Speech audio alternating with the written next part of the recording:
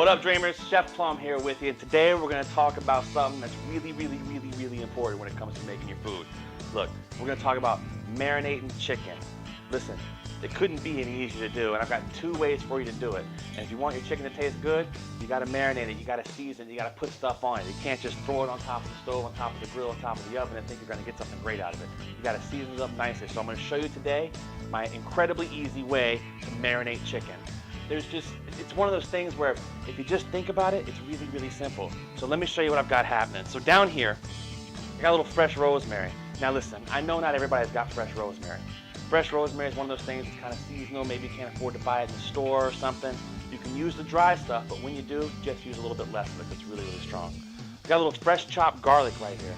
Chopped garlic is one of my favorite things. You know, one of the coolest things about chopped garlic, or any garlic for that matter, if you take garlic and you rub it on the bottom of your foot, who knows why you'd be doing that? I don't know why you would, but it does work. You'll taste it in your mouth in a half an hour. True story. Seriously, I'll let you sit down and absorb that for a minute. All right, good. Next up, water. We've all got a little bit of water. That's all you need. And we're gonna finish it up with a little bit of olive oil, extra virgin olive oil, and of course, salt and pepper. We gotta season our food. And listen, here on Dreaming Green Girl, our nutritionist Shauna, her and I kind of go to blows sometimes about salt, but listen, she's the one that wants to keep you alive. I'm the one that wants you to taste good food. So we're trying to figure it out. So we're gonna start by getting a nice, easy plastic bag. Ziploc bag, gallon size, whatever you got.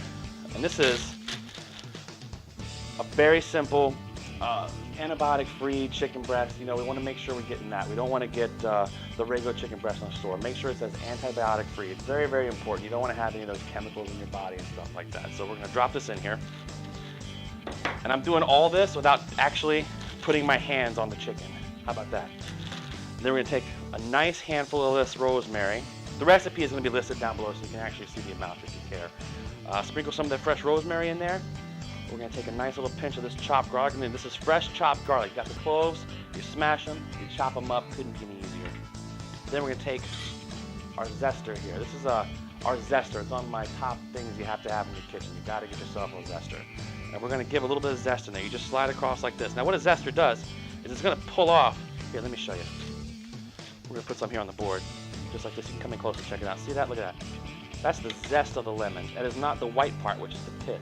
The zest is what all the natural oils are in. So that's what you want. The white part here, when you get lower into it like this, look at that. Get in the lower part, that white stuff, that's not good. So we're gonna take some zest, and we're gonna toss it in there with our chicken.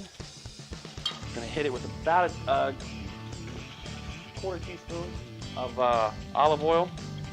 Just a little bit, that's all you need. A little pinch of salt. Don't forget your black pepper. Season your food, folks, I'm telling you. You gotta season the food. It makes all the difference in the world. And then we're just gonna add a little bit of water. Now, why am I putting the water in there? Let me tell you why I'm adding a little bit of water in here. Oils can't transfer stuff. There has to be moisture in order for stuff to transfer. It kind of goes in, it comes out, it goes back in, it comes back out, it goes back in. But if it's just oil, it can't go out. So it's just stuff kind of sitting still. So you're getting the seasoning on the outside. But so long as there's an oil and a water, the moisture can go in and out and back and forth. So we're gonna wrap this up. We're gonna give it a shake. You can practice your new moves like this while you're shaking it. There you go. Now, that's nice and seasoned all around. Look at that. All that seasoning's all on there. You're gonna let that sit in your refrigerator. Let it sit for, I don't know, maybe a day. Don't go any longer than that before you cook it. You know, at least 4 hours though is what you need to have. Another thing you can do, one of my favorite seasonings is making a dry rub. Dry rubs couldn't be any easier. What you're gonna do is, here I've got a little bit of cumin, a little bit of chili powder, and some garlic powder. These are my 3 staples in making a dry rub for any kind of meat, any kind of protein, anything. This works on fish, this works on chicken, this works on steak. So we're gonna just drop this in a little bowl here. I'm gonna add a little black pepper to it. I'm gonna add a little pinch of salt to it. Just a little bit, Shauna, don't get mad at me. And we're gonna mix it up. Just take your fork and kind of fluff it around like that. And look, see how kind of all mixes up in there? This makes a fantastic rub. Anything you can think to put it on. Beef, chicken, pork, fish. It's great on all of that. It's even awesome to sprinkle on top of vegetables while you're roasting them. Listen, those are the best things you can do when it comes to your chicken, your meats, or anything else you're making. Make sure you season it. Make a nice marinade. Follow that simple, easy-to-do recipe for a marinade, and your chicken will taste great every time.